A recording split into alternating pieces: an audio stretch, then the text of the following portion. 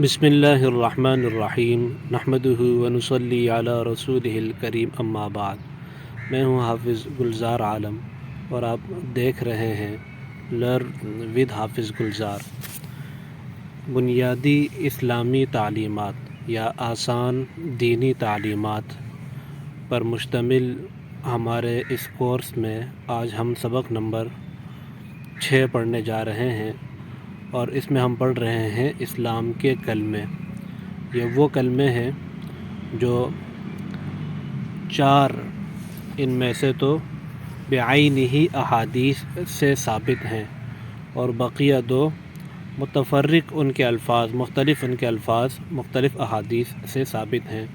ان کا یاد کرنا باعث برکت ہے، ان کا ذکر کرتے رہنا باعث برکت ہے، اور ان میں بیان کی ہوئی باتوں پر ایمان لانا یہ ضروری ہے۔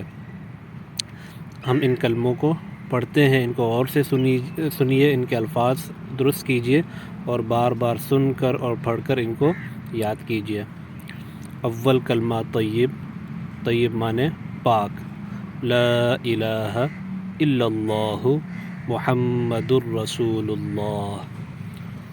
دوسرا کلمہ شہادت، شہادت معنی گواہی، اشہد ان لا الہ الا اللہ وحدہ لا شریک لہ واشہد ان محمدا عبدہ ورسولہ۔ تیسرا کلمہ تمجید، تمجید معنی بزرگی، سبحان اللہ والحمد للہ ولا الہ الا اللہ واللہ اکبر ولا حول ولا قوة الا باللہ العلی العظیم۔ چوتھا کلمہ توحید، توحید معنی اکیلا، لا الہ الا اللہ وحدہ لا شریک لہ لہ الملک ولہ الحمد یحیی ویمیت وہو حی لا یموت ابدا ابدا ذو الجلال والاکرام بیدہ الخیر وہو علی کل شیء قدیر۔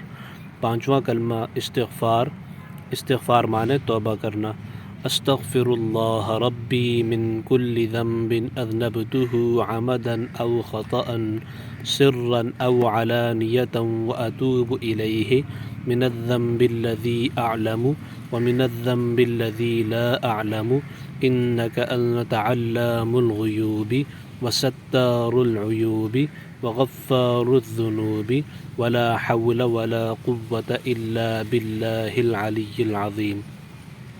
چھٹا کلمہ رد کفر، رد کفر معنی کفر سے انکار کرنا، اللہم انی اعوذ بک من ان اشرک بک شیئا وانا اعلم به واستغفرک لما لا اعلم به تبت عنہ وتبرأت من الكفر والشرك والكذب والغیبة والبدعة والنمیمة والفواحش والبہتان والمعاصی كلها وأسلمت وآمنت وأقول لا إله إلا الله محمد رسول الله۔